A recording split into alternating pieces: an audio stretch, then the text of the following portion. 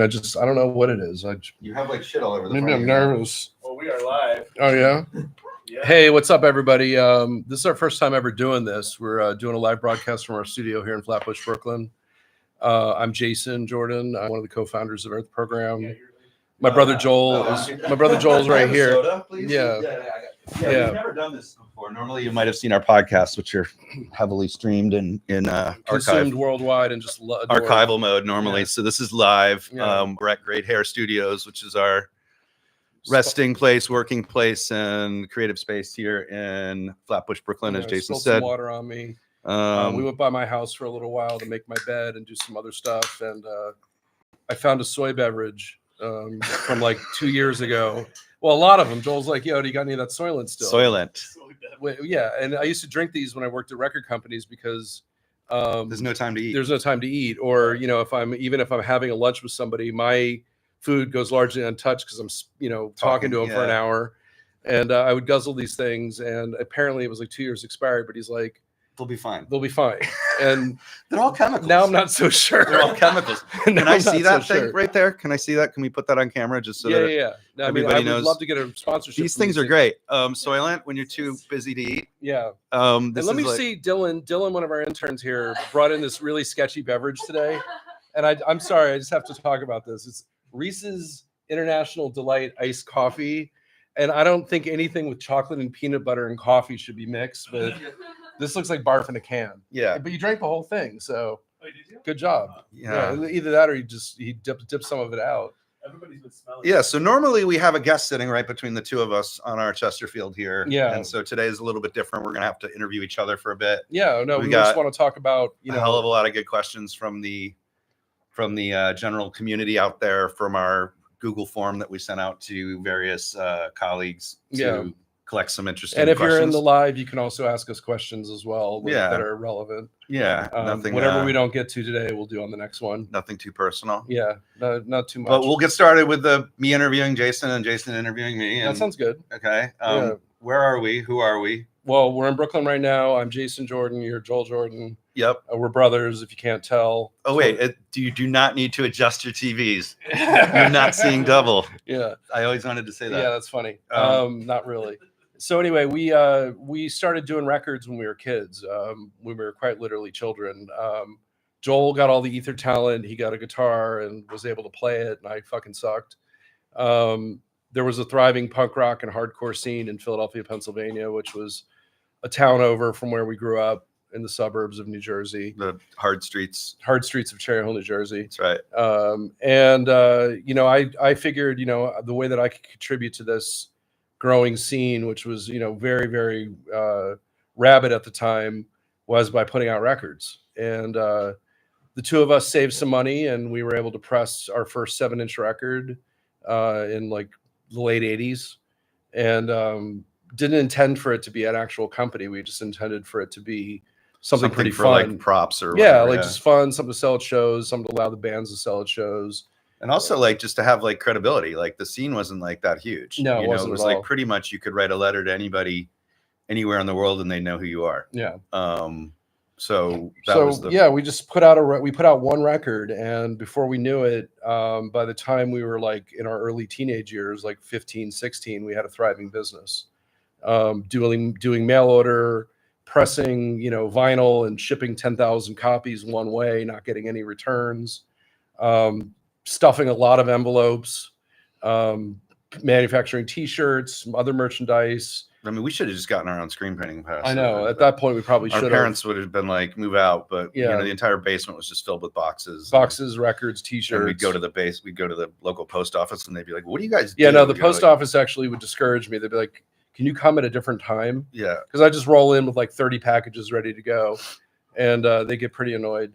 But going to the post box was, this is pre-internet. So people writing us letters from all over the world, and Europe and Japan, and like you'd put glue over the stamps, so they'd ask us to send their stamps back. Yeah, that was a little trick. Basically, you would like glue the stamps, you put a little bit of glue over the stamp, and the pressing the postage stamp would actually like wipe right off. Yeah, and then actually, I mean, this would only matter if you're selling sending like $100 worth of shit overseas, but then you'd like drop it into like rubbing alcohol, and the stamp would like separate from the paper. It was fraud. Yeah.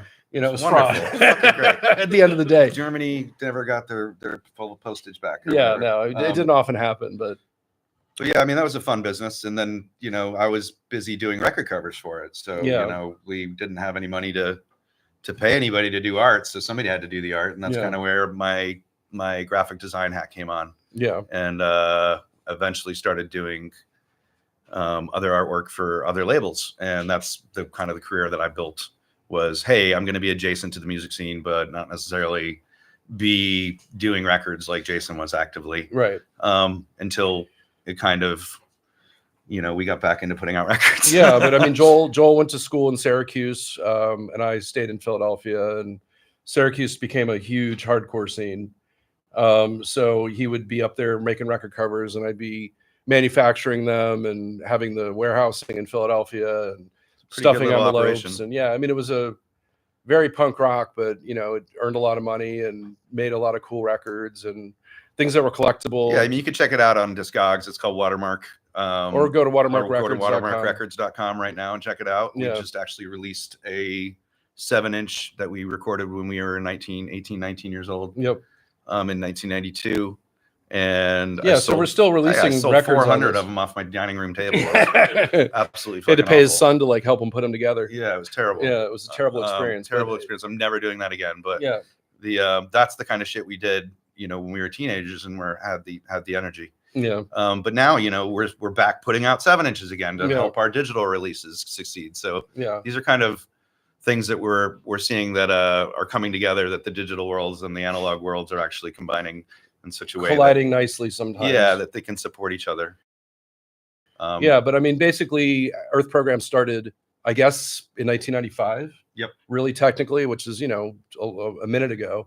I was living in New York. I'd already moved to New York to do A&R for Columbia Records, and Joel and all our other band of Merry Misfits was still living in the Philadelphia area.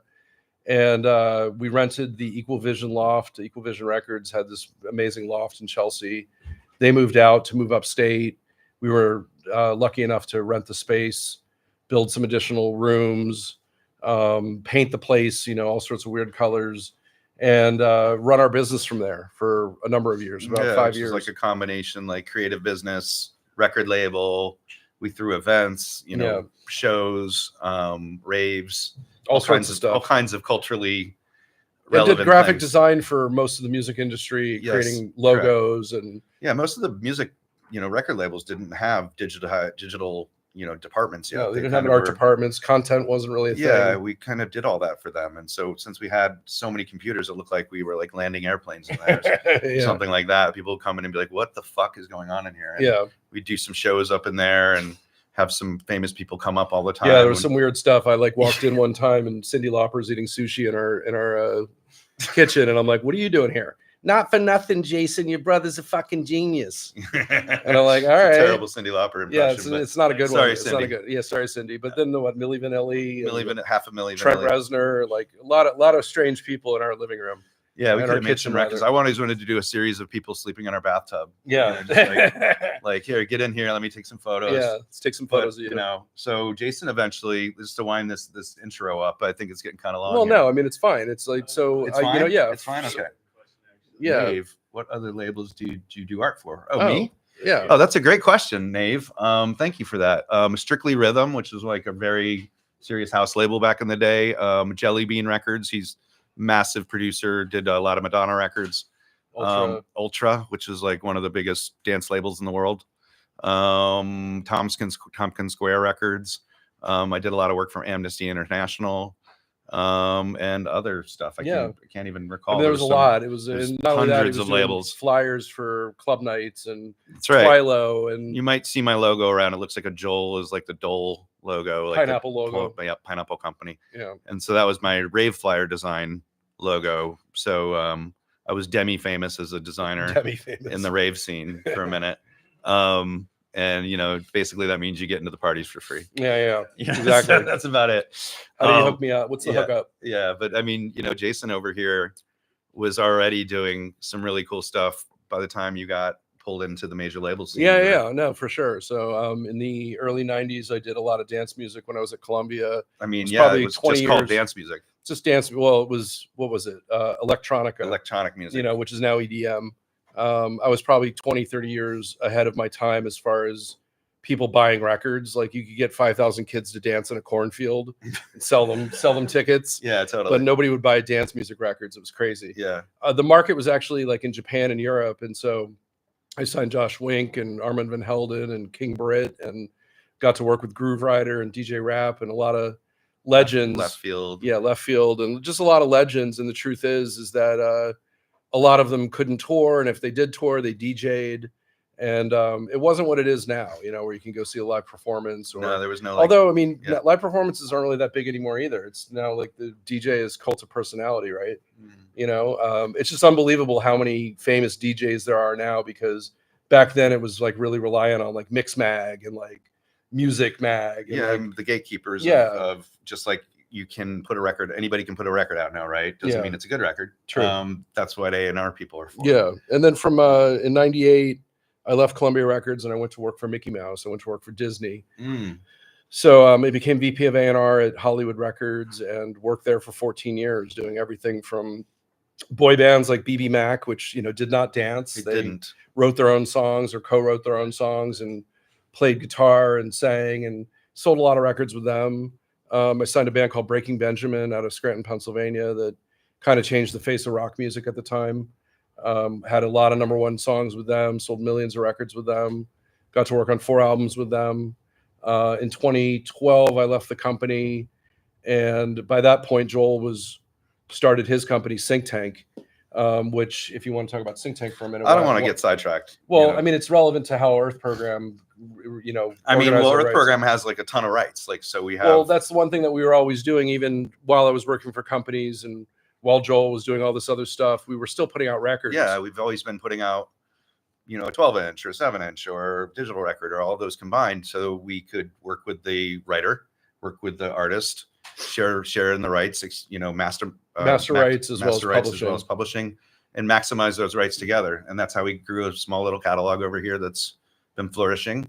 And out of the frustration of me managing that tiny little catalog with spreadsheets and iTunes and Dropbox and whatever other means we had back in 2008, I was pulling my hair out, just trying to figure out what I was doing and basically running in circles. Who was I talking to? How much, did they listen to it? Did they listen to the music? Am I delivering it correctly?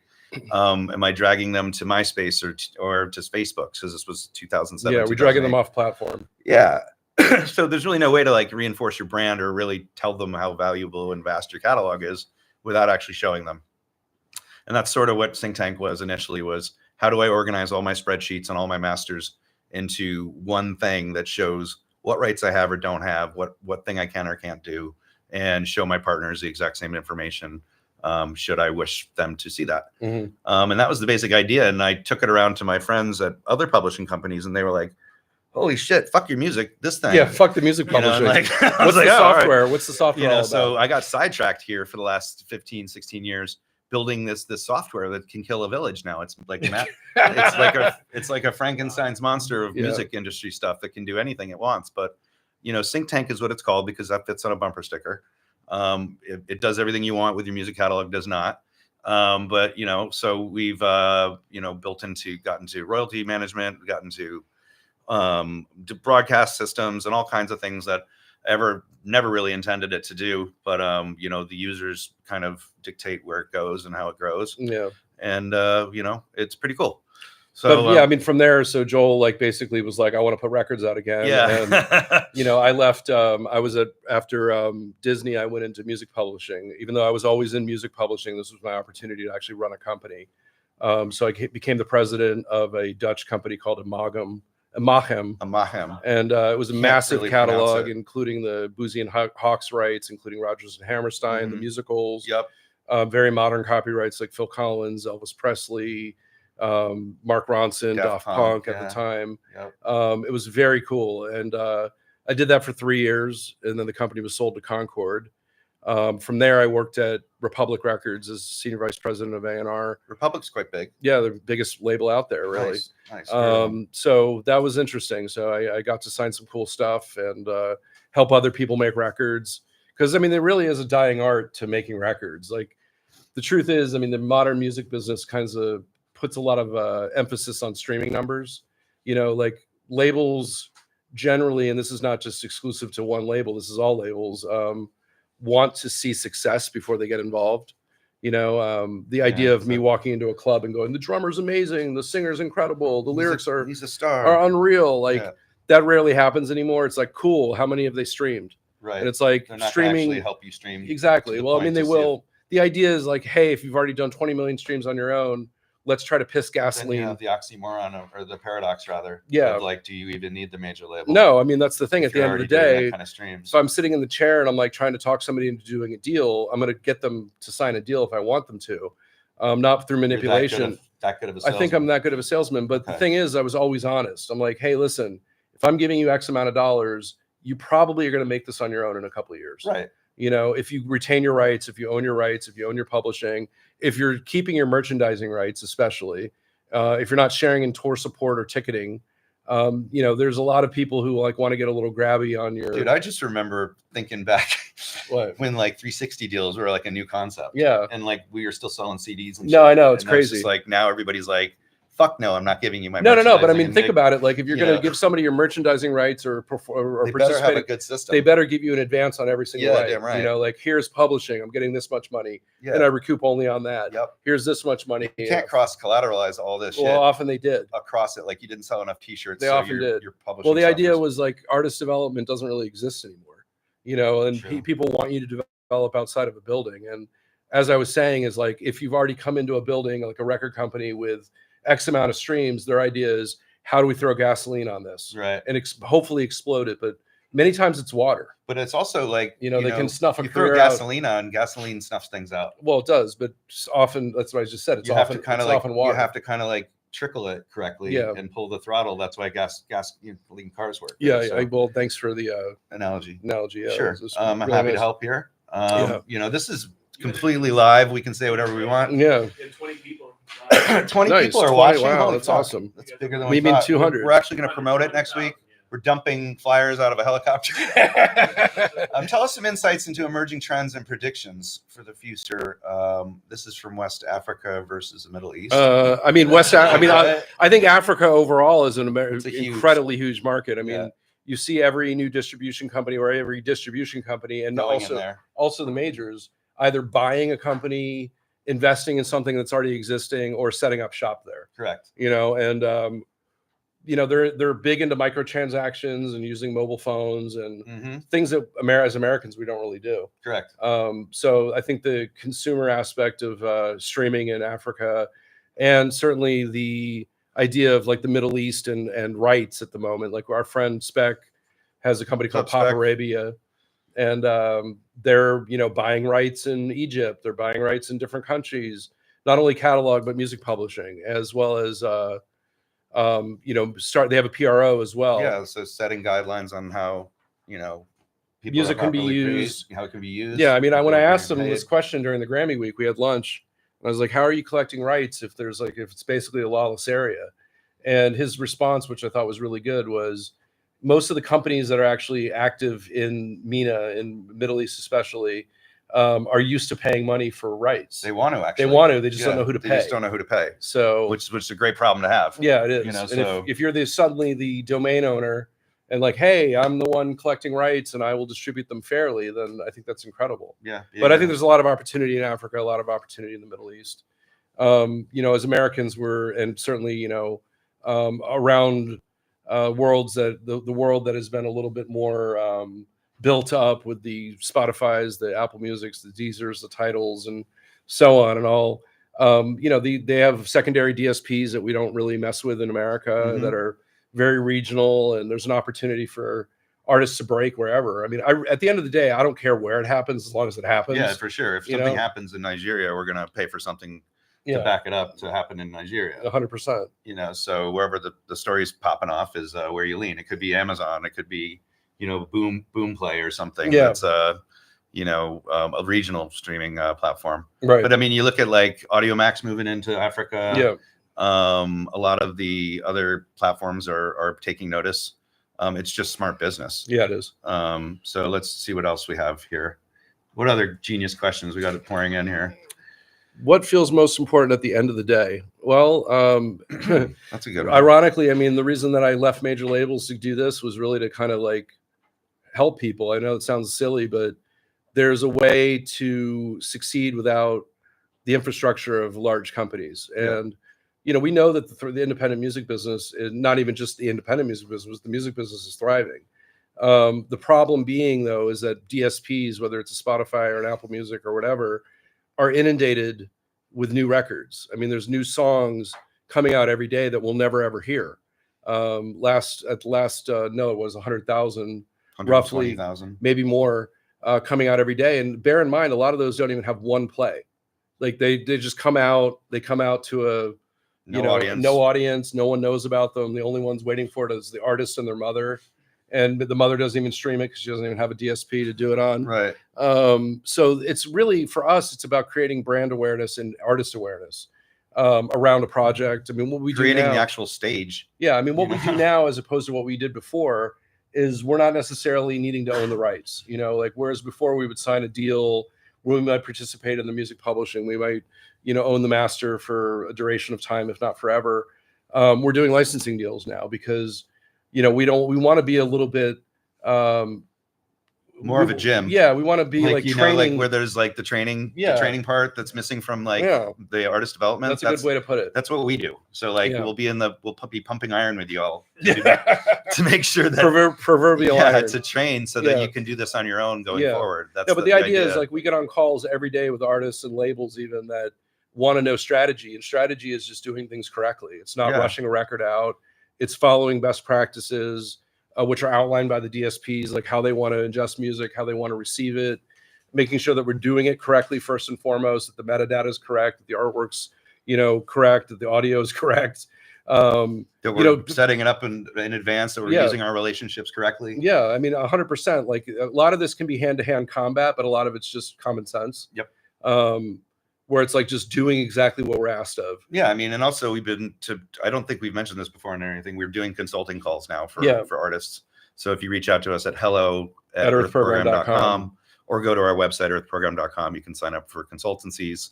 But the idea is really, it's not just for us to do what we do in a vacuum. I mean, we were on a call this morning where this guy was asking a million questions, and the idea is to educate them. Yeah, we don't need to I don't want to hold somebody's hand forever. Yeah, the idea is to teach somebody how to do this correctly. This is like we said, a gymnasium. Yeah. Until you figure it out, and then off you go. And if your goal is to do X, Y, and Z, then we work towards that goal together. Yeah. And really, that's kind of where the snap-on tools for the rest of the people that don't have their own teams yet. Yeah, but I mean, we do a ton of distribution. We put out about 30 new songs every month through our pipeline.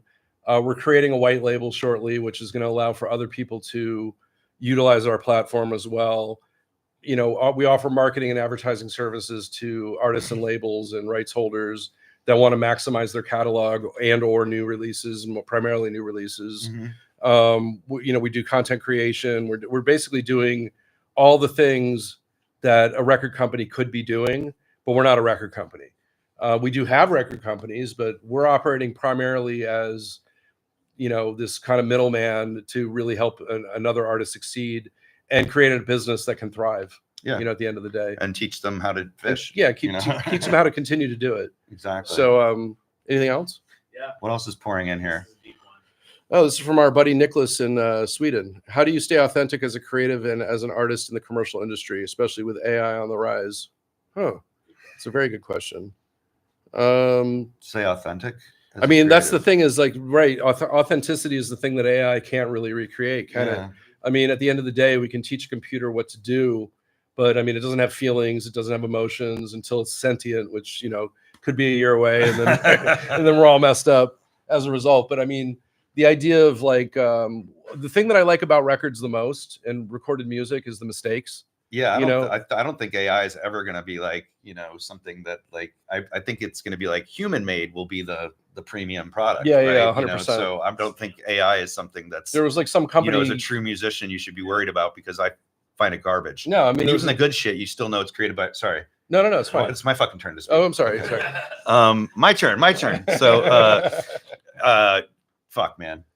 You fucked me up. Oh, you said human made being Human made will be the premium product, bro. It's like you'll have like milk and real good milk. So Well, that's the thing that just to speak about records, like when people record records and there's mistakes on them, those mistakes often become the songs that we know. Yes. Right. And they have they're not going to be perfectly. It's not like EDM music, and that's the thing that I like about it's like real music. It's not. Yeah, EDM and certain things are so gridded out that it's like, here's the kick drum, here's the kick drum, here's the kick drum, here's the kick drum. And like they often don't have that natural swing to it, which like when people did use an MPC 2000, for instance, they'd be playing it live, right? And it would have. I like how you're swinging. Yeah, that's me programming and me triggering. But it would have its own swing to it because there was still a human being interacting with the computer. Right. Or whether it was a 606 or a 303 or an 808 or a 909 or whatever it was. Sure. It wasn't, even though they were computer controlled and Roland and all that shit, it still required like a human being to show it what to do, right? Right. So now in a gridded pattern on a Pro Tools waveform, it's like copy, paste, copy, paste, copy, paste. The thing that I like the most is things that slow down, things that like, naturally heave and hurl, like push and pull of a real song. Yeah, I mean, but I wouldn't get bummed out as a creative person just because AI exists. But what I was trying to say, I've been a graphic designer. Yeah, go ahead. I'm not going to age myself. Go ahead. 30-something years. Yeah. And I know that I can produce a fucking koala in a field, like eating eucalyptus or whatever, in 30 seconds or 2 seconds or whatever. But that was never my gig anyway. I was more of I'm not an illustrator, right? I'm a graphic designer. So laying out shit on a grid isn't like a really hard job to begin with. Yeah. So if you feel threatened by that, then I don't know, maybe get another job or whatever. But I think that's probably a bite in the ass to keep you more creative. Yeah, I agree with that. Get you out of bed and be like, you know what, fuck these guys. I'm going to do better than that. Right. And I don't think painters are going to stop painting just because AI exists. But no, just to interrupt you finally is that okay. I saw something in like either Music Business Worldwide or Digital Music News or whatever about a company that just raised like $10 billion in AI for music generative. Dude. And I'm like, why? I don't know. Like I'm at the end of the day, I'm like, wow, like who's that going to replace? Is that going to replace Muzak? Yeah. Is that going to replace background music? Is it going to be scores for film and TV? Who's going to put up with this shit? I don't know. Like at the end of the day, there has to be seriously. There's got to be like enough. As recording industry is going to be like enough already. Like fucking robots are not humans. They're not creators. Yeah. I mean, it's funny because somebody had said to me like when the Drake AI record came out like a year and a half ago or whatever, they're like, how is this going to disrupt the major labels? I'm like, it's not going to disrupt shit. They're basically going to figure out how to monetize it. Right. As long as it still has a human being that contributed to it, or it's something that is based on, the human algorithm that they've learned from. Mm-hmm. I think at the end of the day, the original creator still needs to get paid. Sure. Right. Without a doubt. I found it funny the other day. I was talking to somebody about this AI company. I don't want to name them, but they basically their model is you push a button to create a song, and then you can distribute it to.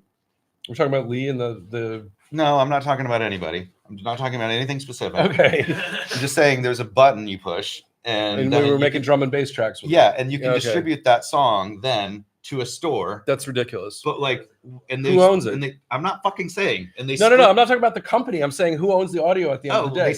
They split the revenue. That's so stupid. but why include the human at all? No, I don't know. Because does a human need to be involved in order for these to go on the platform? Not really. So they could just be dumping more records out every day. That's what I'm saying. He could be like this company could be the fucking 500,000 assholes that throw just shit all over. That just means there's going to be. I mean, because distribution is so porous right now. Yeah, it's open. Like we could put this conversation out tomorrow as a record, but it adds to the noise. Yes. We're not putting it out as a record. We're going to put it out as just a YouTube. single. Yeah. But if we wanted to, we could create a new song every minute and put something out. It just adds to the 120,000 songs that don't really need to be out every day, Right. right? And with no audience. With no audience, with 0 spins, 0 streams, 0, fans. 0 point. Yeah, it's depressing, but that's kind of why we But started yeah. this company, is that so we can raise, and wave the flag and raise artists up, and even labels that need help in this kind of new world order, essentially. Yeah. Just like what's happening at the DSP level, what's happening in digital distribution. I don't want to be a dumping ground. There's enough fucking trash pits out there that are just like, yeah, let's put this out. And it's like, it doesn't add to anything. It's like the person, isn't somebody doing jail in Scandinavia right now because of like being the rights holder on like 600,000 master recordings that were like streamed on 20 different phones or something like that. It's just crazy. What, just having your phone stream it? Just like keep streaming it for 24 hours. Like I streamed Justin Bieber for 24 hours. Right, you gotta help Biebs. Yeah, you gotta help the algorithm. That's right. So asking about Spotify monetizing the under 1,000 deal. They stopped monetizing. Yeah, that's what I mean. Yeah. No, I mean, it makes sense to me. I mean, like, if there's under 1,000, streams on any record, there's really no income there. There's anyway. it's like you can't split a penny up. It's almost like it's almost like when you get a tax bill or a tax refund check for like 25 cents, and it costs more to like send the check than the it stamp. is, You're like, what is and this? to print it out and to like, put the envelope. It's like it's the administration costs. Yeah, the administration costs are not worth it. So, my answer to that would be get to 100,000 streams. And then complain. But there was another question about royalties. I think about user-centric royalties. Yeah, that was. And that was a really important topic. The way that royalties work right now. Yeah. Benny asked us about emerging in digital streaming as discussion of payment per stream for musicians on Spotify. Well, I mean, I believe that SoundCloud was the ones that led the way with their user-centric model for that. That you're listening to, for instance, Portishead. The Portishead is actually going to get the money for the stream and not some prorated bucket that ends up in Universal's coffers. Right, which does happen. That happens at the DSP level now. It does. So I think the future of music streaming is the way that most people think about it. You're listening to Taylor Swift. To this one artist. You're going to listen to Taylor Swift. Taylor Swift's going to get the money because you listen to that artist, right? That's how most people think things work. And it's totally not like that. Exactly. Who owns most of the market. Then it's a bunch of behind the scenes math, and then then there's like some shit that sounds like a band name, right? Behind the scenes math, and then there's like you own this part of it, and then you own part of the DSP itself. Yeah. So the majors are like incentivized to not be transparent about everything. Right. So it's obviously the only fair way forward is to, hey, I'm playing your record as if I'm giving you 5 cents. The 5 cents should go to you. Right. And maybe the label. I agree with that. I mean, at the end of the day, the only way that an artist, can truly make money right now, like if you think about it, a major label artist isn't really making any money on their streaming at all. Like they're making money on $1 million streams is $4,000. Public performance, merchandising, tickets. I mean, it's still it's still $3,000. It's still like the it's still the old way. I mean, it's almost like a promotional vehicle for everything else. Yeah, how many promos I need to pay my rent? Like it's like how many thumbs up I need? You know. Yeah. So yeah, I mean, you get the one of the other questions was how do you make money, right? Yeah. Like how does an artist even make money these days? Stay tuned for our next broadcast when we talk about that. Yeah. We're at like 30 minutes. Oh, we're at 30 minutes, guys. So what we normally do is we do a podcast every week. We have a guest coming in just a moment to join us and talk about NFTs and the blockchain and music and all that jazz. Mm-hmm. And that will be coming out soon. I think we're going to be doing this live thing once a month. Yeah. Sign up to our mailing list. You can join us at subscribe to the email at earthprogram.com.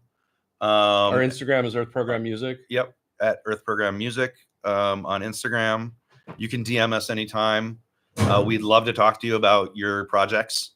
We're good for advice. We're good for a sounding board on what sounds good for a laugh. Yeah, we're also good for a laugh. Yeah.